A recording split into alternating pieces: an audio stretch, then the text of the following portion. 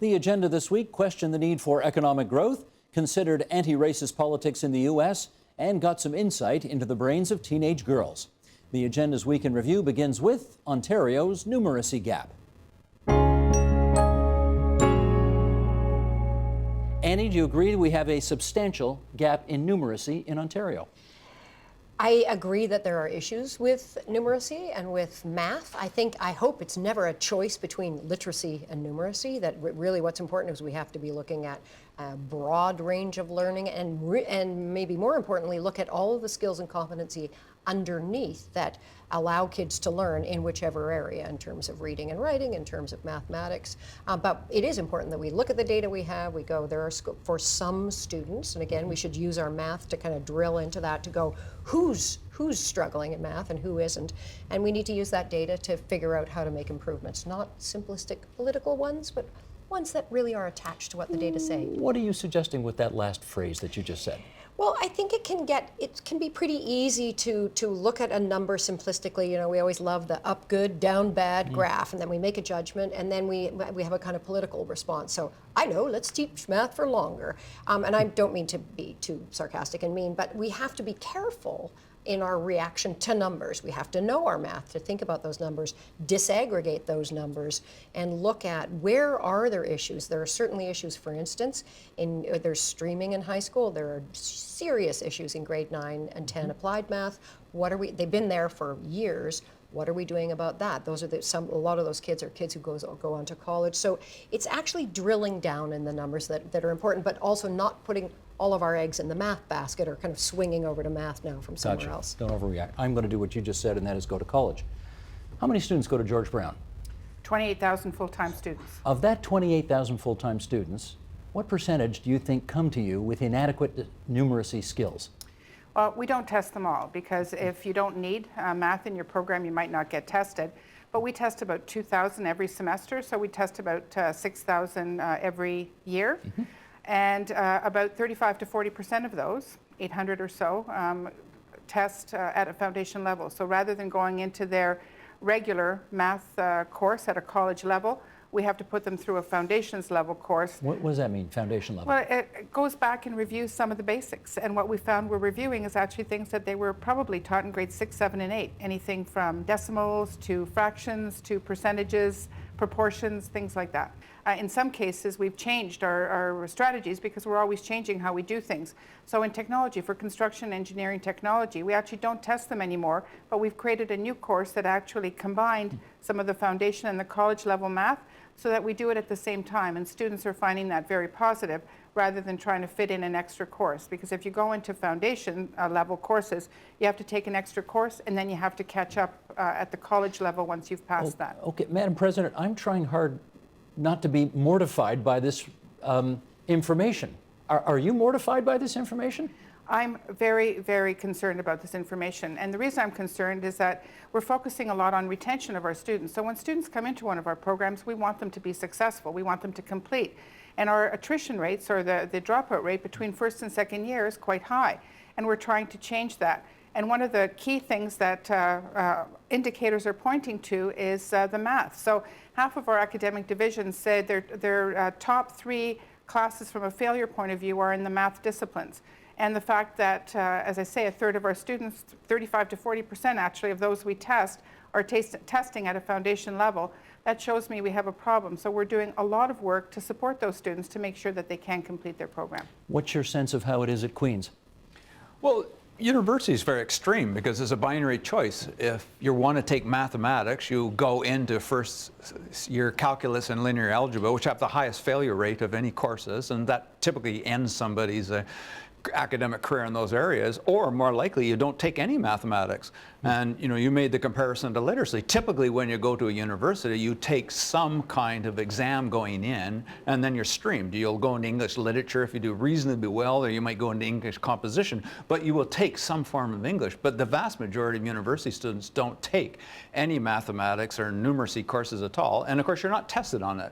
If I graduate with a degree in economics, it may be implicit in that granting of a degree that I am numerate and have some command of mathematics, but it may not be the case. We really don't know. So I'm inferring from that most of the people who are taking general arts at Queen's probably typical of most places, don't have the numeracy skills they ought to have. Maybe the ones who take math and science do, but the rest of them don't. Well, the only numeracy skills they would have were the ones they came in with from K to 12. And as we But know we're already from hearing. the testing, that those aren't very good. Yeah, exactly. Jerry, what's your sense of it? Well, I'm going to pick up on what Annie said because she sort of commented on one of the announcements that the government made recently about having an extra time to teach math. And I totally agree with her. It's not a simplistic solution. But one of the things, if you recall, we used to have something called literacy for all. And everybody focused on literacy, every subject, every grade. And one of the things that the announcement does is going to put good teachers, competent teachers into every class, every school. Well, there are competent teachers in the schools now, but they may not have the math background. And they're going to work with the teachers. But my sense is it shouldn't be an additional hour. It should be across all subjects.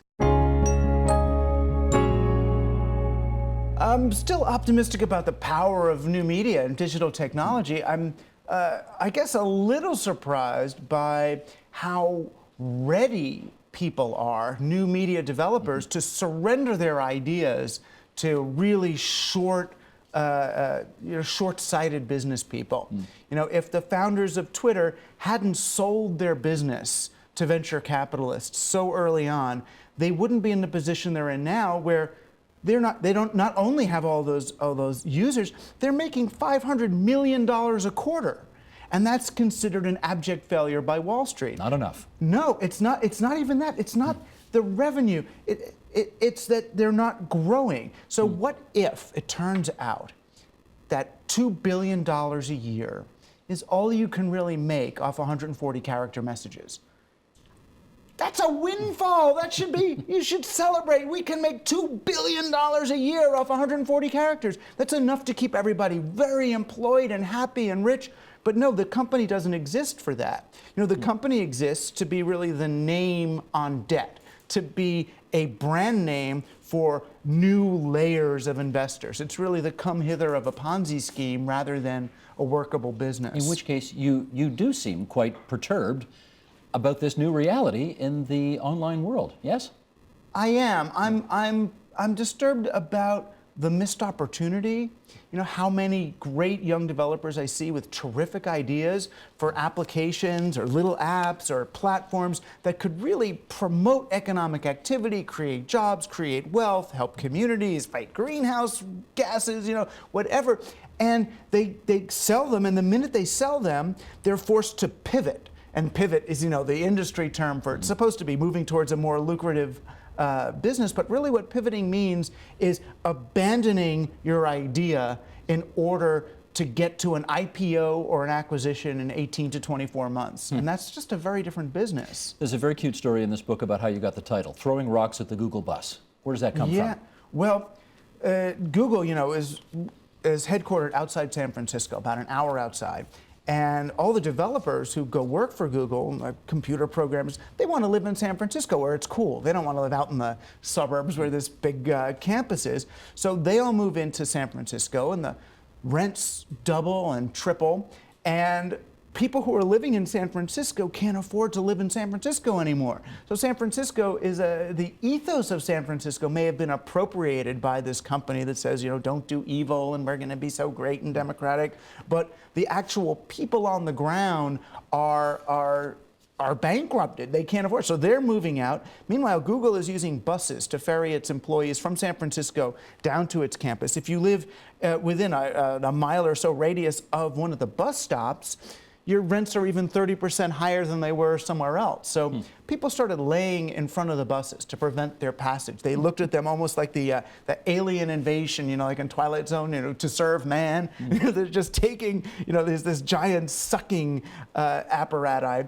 And then in Oakland, people started to actually throw rocks at the bus. But And Google that's where thought it was doing nice, though. Google thought, look at all these cars we're taking off the road by carpooling our people on a bus. And on most measures, Google is trying to do nice by having these buses so that their employees can work an extra couple of hours a day. Well, I mean, but, you know, when you throw rocks at the bus, I know people on those buses. They're nice people. They just want to keep their job for 3 or 4 years until they burn out, which most Google employees do after a few years. Make a few $100,000 before you burn out.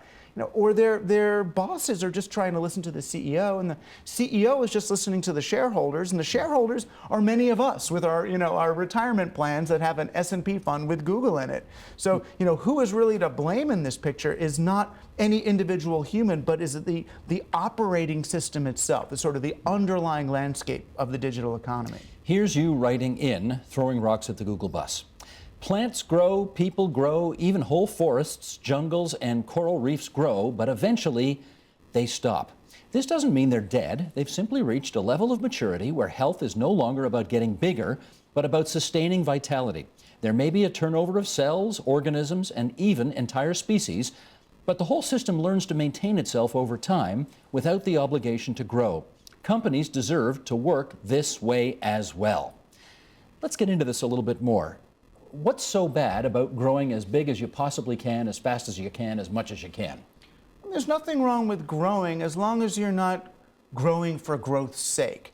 If you are obligated to grow, then you might end up confronted by a market that doesn't want to grow as fast as you do. So what if you don't have enough customers to support that growth? Well, then cut wages to employees or get cheaper resources, do stuff over in China. You find other ways to create the illusion of growth. I talk to lots of CEOs of Fortune 100 companies who tell me that they're cannibalizing their own businesses in order to show growth. So they sell productive assets. They're literally sell this arm, sell that arm in order to show shareholders that we have growth right now because they're rewarded by the quarter, not for the long term. The real problem is that if your balance sheet, if your debt structure is dictating how your business has to grow, then your business ends up really disconnected from the market it's supposed to be serving. But isn't constant growth a kind of a necessity, a necessary underpinning in a capitalist society?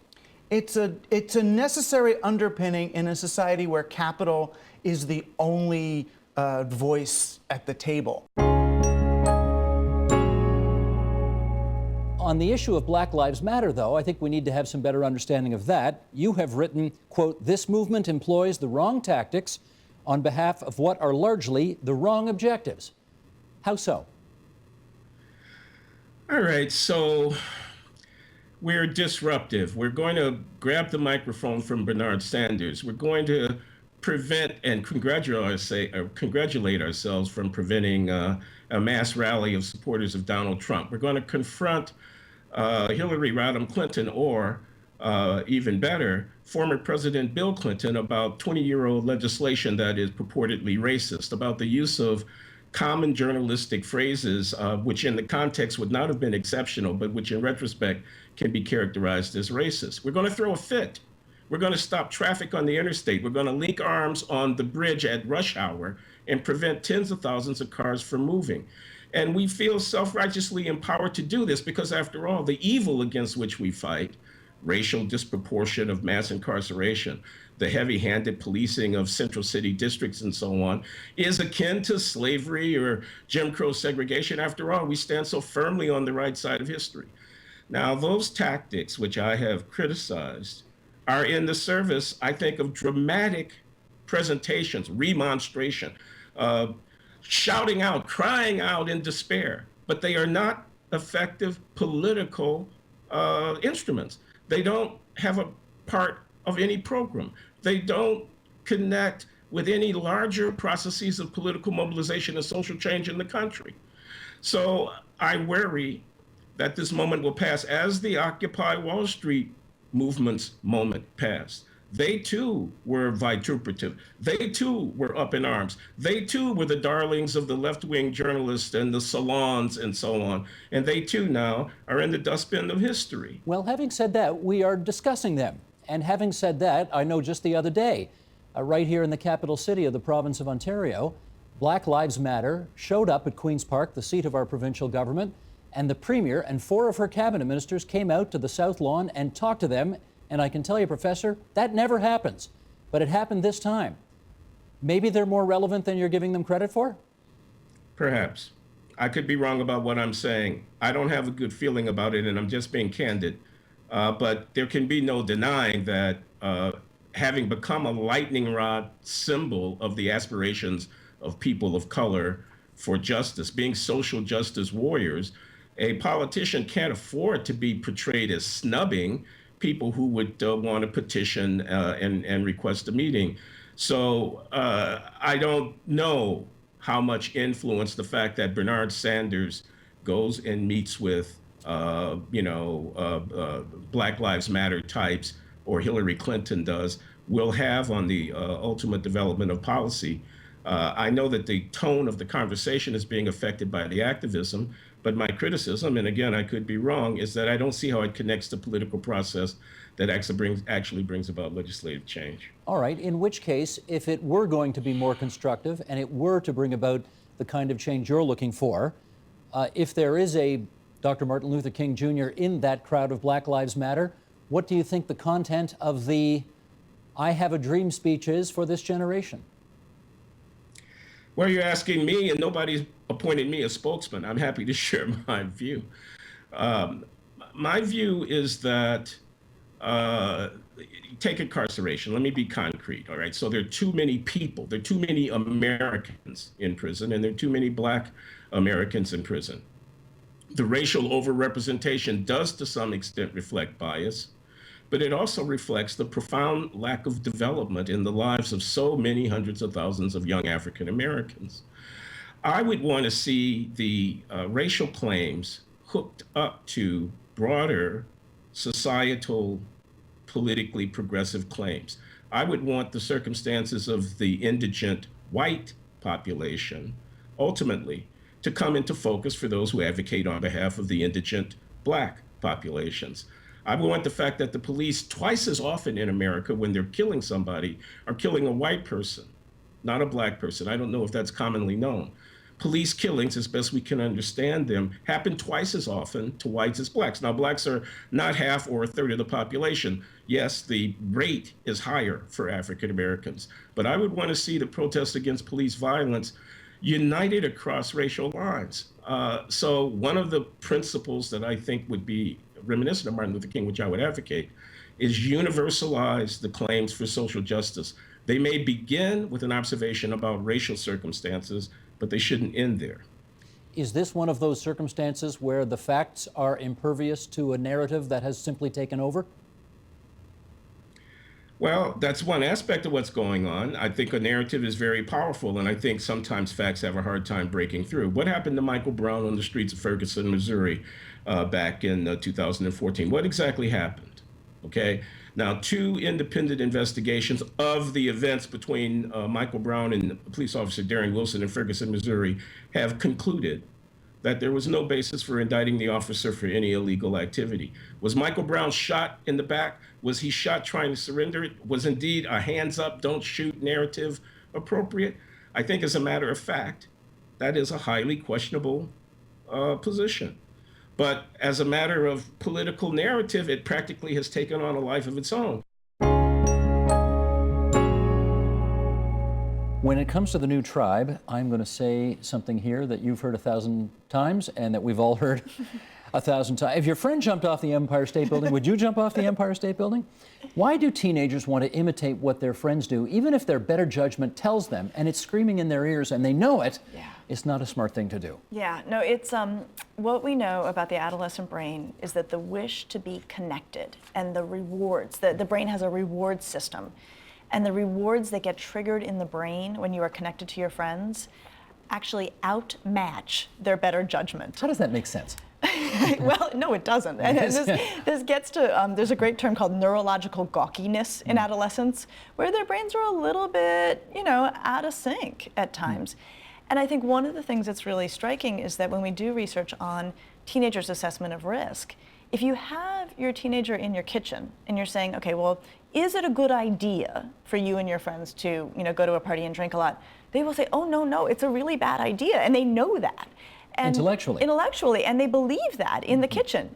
When they get to the party and everybody's drinking, the party and the other kids overrides what they know. So there's a big gap between what kids will say in the cold light of day at home and what they'll do in the hot light of a party.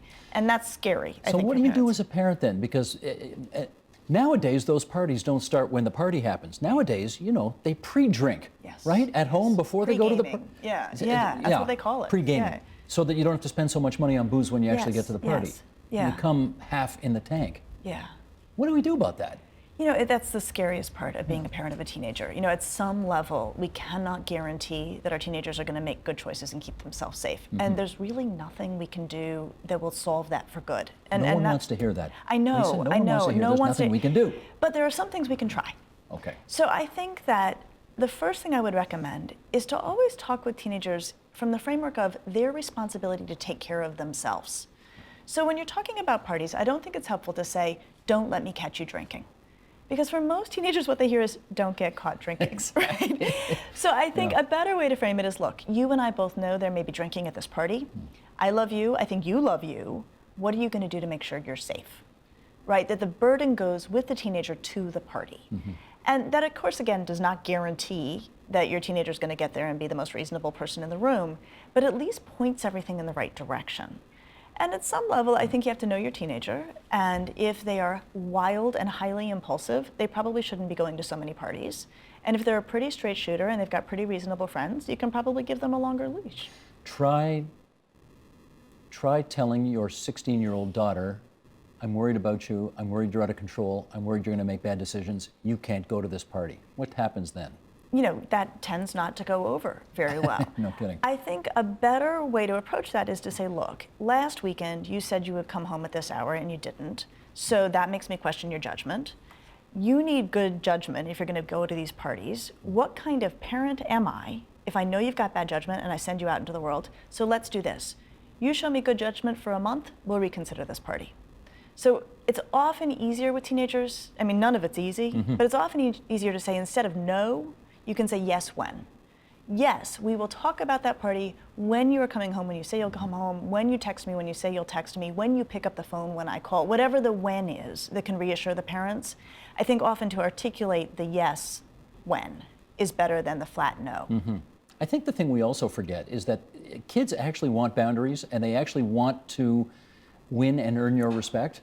And we forget that because we're so terrified of saying no to our children, right? I think that's right. And it's interesting. I've had this exchange in my private practice over the years where a teenager will say to me, oh, you know, we were at Jenny's house and her mom was buying beer for us.